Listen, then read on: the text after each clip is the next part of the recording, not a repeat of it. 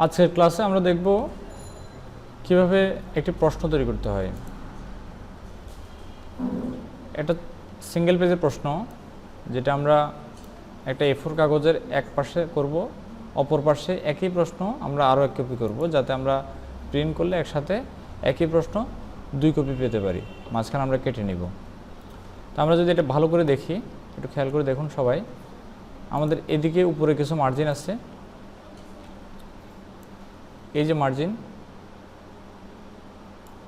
একইভাবে আমাদের এখানেও মার্জিন আছে, 0.5 ইঞ্চি মার্জিন আছে, এদিকেও 0.5 ইঞ্চি মার্জিন আছে, এবং মাঝখানে আমাদের পুরো 1 ইঞ্চি মার্জিন, যাতে করে আমরা এটা যদি কেটে ফেলি 0.5 ডান পাশের পৃষ্ঠার জন্য, 0.5 বাম পাশের পৃষ্ঠার জন্য হয়।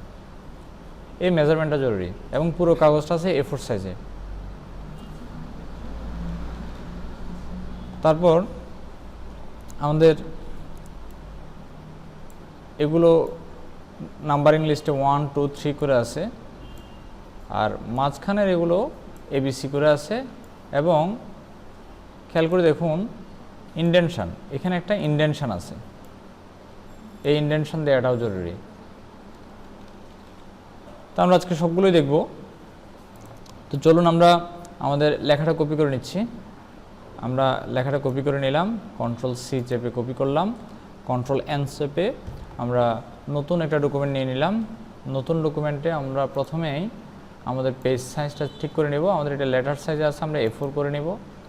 ওরিয়েন্টেশন ল্যান্ডস্কেপ করে দিব, যেহেতু আমরা পাশাপাশি চাচ্ছি। এবং কলামে গিয়ে আমরা এটাকে 2 কলাম করে দিব। মাঝখানে আমরা চাই 1 ইঞ্চি ফাঁকা থাকুক, তাহলে 2 কলাম হয়ে গেল।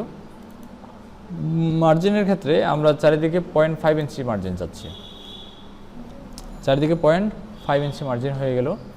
এখন আমরা আমাদের লেখাটা পেস্ট করব। লেখাটা আমরা সিম্পল কিপ টেক্সট অনলি দিলাম, কিপ টেক্সট অনলি। আমরা যেহেতু শুরু থেকে সব কিছু পেস্ট করে দেখাতে চাই, আমরা এই জিনিসগুলো মুছে ফেলবো।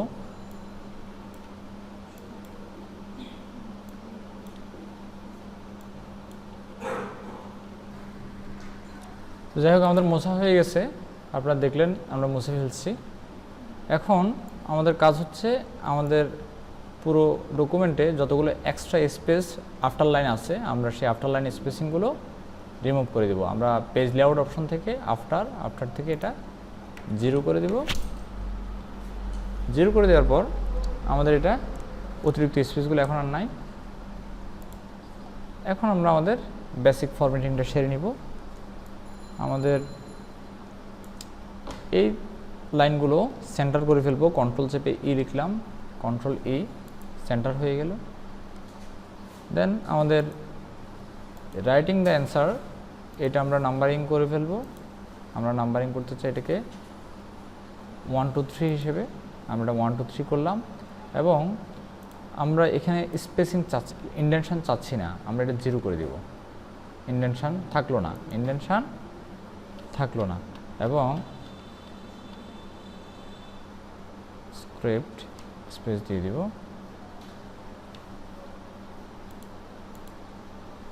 এরপর আমাদের এই ফরম্যাটটা Ctrl+Shift+C চেপে আমরা কপি করব, ফরম্যাট কপি, যেটা আমরা ফরম্যাট পেন্টার বলি। আমরা এটা ফিল ইন দ্য ব্ল্যাঙ্কস এই অপশনে Ctrl+Shift+V চেপে ফরম্যাটটা দিয়ে দিব। এখান থেকে Ctrl+Shift+C চেপে নিয়ে নিলাম, এবং এই লাইনের উপরে Ctrl+Shift+V চেপে এই ফরম্যাটটা আমরা পেস্ট করে দিলাম। এরপর আমাদের এখানে একটা আছে, আমরা Ctrl+Shift+V চেপে এখানেও দিয়ে দিব, এখানে আছে এখানেও দিয়ে দিব। তাহলে আমাদের 1, 2, 3, 4 হয়ে গেল। এবার এই অপশনগুলোকে আমরা ABC সিরিয়াল করে দিব। ABC হয়ে গেল, ABC। Ctrl+Shift+C চেপে আমরা এগুলোকেও এভাবে করে দিব। তো এখন এখানে দেখুন এটা C, এটা D হয়ে গেছে। আমরা চাচ্ছি এটা A থেকে শুরু হোক। রাইট বাটন ক্লিক করব, রিস্টার্ট অ্যাট A থেকে শুরু হলো। তারপর matching left side right side, তার মানে বোঝা যাচ্ছে এটা এটা টেবল হওয়ার কথা। আমরা আমাদের সোর্সে কেমন আছে দেখে আসি। ওয়ার্কফ্লো ইজ প্রনাউন্সিং, আচ্ছা তাহলে আমরা টেবল করে নেব। ইনসার্ট টেবল, আমাদের এটা সিম্পল টেক্সট আছে, আমরা টেক্সট থেকে টেবল করব। কনভার্ট টেক্সট টু টেবল, আমরা 2টা কলাম চাচ্ছি, ওকে দিয়ে দিলাম, বাস হয়ে গেল অটোমেটিক, একদম সিম্পল হয়ে গেছে, কিচ্ছু করি নাই অতিরিক্ত। তো আপনারা যারা আগে থেকে লেখা থাকবে লেখাকে এইভাবে টেবলে কনভার্ট করে নিতে পারবেন।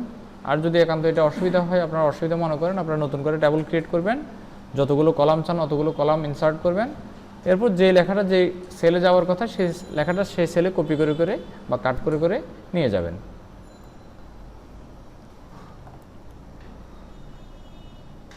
এবার আমাদের সর্বশেষ অপশন, আমরা এটা কন্ট্রোল শিফট ভি চেপে ফরম্যাটটা দিয়ে দিলাম। যেহেতু আমাদের এখান থেকে কন্ট্রোল শিফট সি চাপা ছিল, সেজন্য সেম ফরম্যাটটা এখানে চলে আসলো। এখন এখানেও ডি থেকে শুরু হয়েছে, আমরা এটা এ থেকে স্টার্ট করতে চাই, রিস্টার্টেড এ। আমাদের মৌলিক কাজ শেষ, আমরা আরও কিছু ডিজাইনের কাজ সেরে ফেলি। আমাদের ওখানে ফন্ট ছিল কার্ল জেড এমটি, ফন্টটা একটু বড় করে দিব। আমরা দেখে নিচ্ছি আমাদের সোর্সে কেমন আছে, এগুলো বোল্ড আছে, আমরা এই লেখাগুলো বোল্ড করে দিলাম, বোল্ড হয়ে গেল। এরপর আমাদের এই লেখাটা একটু ইতালিক আছে, আমরা লেখাটাকে ইতালিক করে দিলাম। এই লেখাটুকুন বোল্ড আছে, বোল্ড করে দিলাম। এবং আমাদের এটাকে আমরা একটু ট্যাব দিয়ে সরিয়ে দিব যাতে একদম শেষ মাথা পর্যন্ত চলে যায়। এটা বোল্ড করে দিলাম, বোল্ড, বোল্ড। এরপর আমাদের এই টেবলটাকে আমরা চাচ্ছি এই বরাবর হোক, যেন দেখতে সুন্দর হয়, টেনে করে ফেললাম আমরা। তো আমাদের বেসিক ফরম্যাটিং শেষ। এবার আমরা এটা কপি করে নিব, কন্ট্রোল সি চেপে কপি করলাম। কপি করার পর আমরা একবার এন্টার দিব, আরও একবার এন্টার দিব, তাহলে আমাদের নাম্বারিংয়ে আর নাই, সে নাম্বারিং আগের যে নাম্বারিং সিরিয়াল ছিল সেই সিরিয়ালটা এখন আর নেই। এবার আমরা লেআউটে যাব, লেআউট থেকে ব্রেক, ব্রেক থেকে আমরা যাচ্ছি কি, আমরা যাচ্ছি আমাদের এখানে চাইলে আরও একটা এন্টার দেওয়া যাচ্ছে, কিন্তু আমরা সরাসরি এন্টার দিব না, আমরা পাশের কলামে চলে যাব, যেন আমাদের এই কলামের কোনো লেখা যদি কমেও যায় তবুও পাশের কলামের লেখা এই কলামে চলে আসবে না। সেজন্য আমরা এখানে একটা ব্রেক তৈরি করব, তাহলে ব্রেক, কলাম ব্রেক, পাশের কলামে চলে আসছি। চলে আসার পরে আমরা আমাদের লেখাটুকুন পেস্ট করে দিলাম, যেটা আমরা এই পেজ থেকে কপি করছিলাম। তো এখানে একটা ছোট্ট অসুবিধা আপনারা দেখতে পাবেন। অসুবিধা হচ্ছে আমরা এখানে যেটা 4 ছিল সেটা এখানে এসে 5 হয়ে গেছে, এখানে যেটা সি ছিল সেটা এখানে এসে ডি হয়ে গেছে। তো আমরা এই সমস্যা নিরসন করতে চাই, আমরা এখানে দিয়ে দেব রিস্টার্টেড 1। আরও একটা অসুবিধা তৈরি হলো, ইনডেনশন কমে গেছে, তাহলে ইনডেনশন বেড়ে গেছে, বেড়ে গেছে, আমরা এটা কমাতে হবে। তো আমরা কমানোর দরকার না, আমরা এখানে ইনডেনশন তো ঠিক আছে, কন্ট্রোল শিফট সি চাপলাম, এখানে এসে কন্ট্রোল শিফট ভি চাপবো, বরাবর হয়ে যাবে, একদম সিম্পল। এখান থেকে এটা রিস্টার্টেড এ, রিস্টার্টেড এ, রিস্টার্টেড এ করে ফেললাম। তাহলে এই প্রশ্নটা টাইপ করতে নিশ্চয়ই আমাদের বেশি সময় লাগবে না, খুব বেশি সময় তো লাগার কথা না আমাদের, আমরা খুব দ্রুতই টাইপ করে ফেলতে পারবো। আমরা এগুলো সোজা করে নিলাম,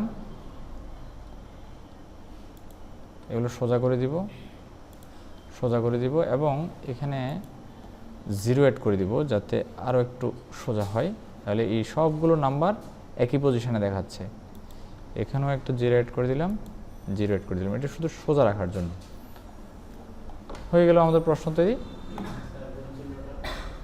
আর যারা এই গুণ চিহ্নটা খুঁজে পান না, এই গুণ চিহ্নটা আপনারা অনেকেই গুণ চিহ্ন খুঁজে না পেয়ে স্টার্ট দিয়ে দেন, এটা স্টার্ট দেওয়ার কোনো প্রয়োজন নাই। আমরা ইনসার্টে যাব, ইনসার্ট থেকে সিম্বল, সিম্বলের মধ্যে এখানে গুণ চিহ্ন আপনারা খুঁজে পাবেন। এই জায়গায় যদি খুঁজে না পান মোর সিম্বলে চলে যাবেন, মোর সিম্বলে গেলে আপনারা এখানে গুণ চিহ্ন পাবেন।